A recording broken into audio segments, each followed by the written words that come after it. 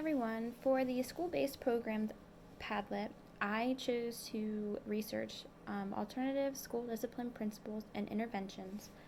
Um, while researching this, the summary of the program is that punitive discipline is ineffective and detrimental.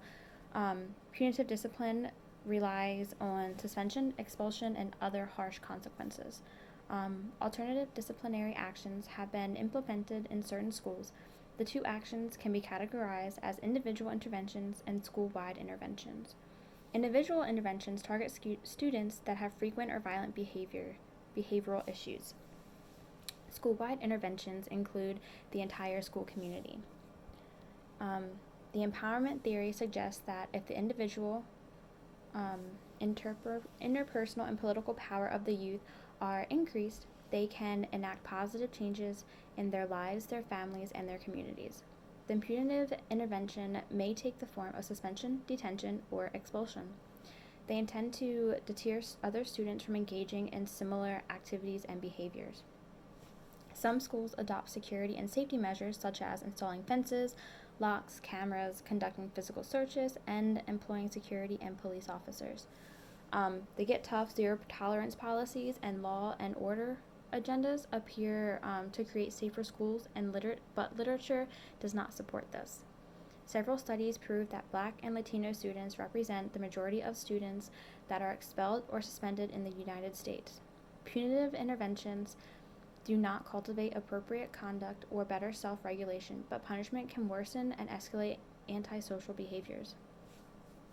Interventions such as a suspension deprives the student of valuable instruction.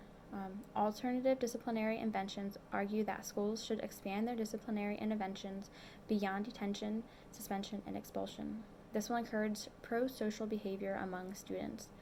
The behavioral education plan, the check-in/checkout, consists of a staff member engaging with a student before and after classes. The student maintains a daily progress report in which teachers rate and comment their behavior throughout the day. The parent has to sign the report each day, and the student can receive a reward at the end of the day end-of-day check-in. The democratic or student-driven school discipline model, which means the students delegate the power from the the power is taken from the adults and given to the students. Students create and enforce the rules in school, and the students will acquire leadership skills, civic virtues, and a grasp of democracy. The successfulness of the program, all students can benefit from more formal instruction time and fewer disruptions and incidences of misconduct and suspension. Challenges encountered by the program include that the programs can be perceived as an additional burden to the school staff, and my opinion of the program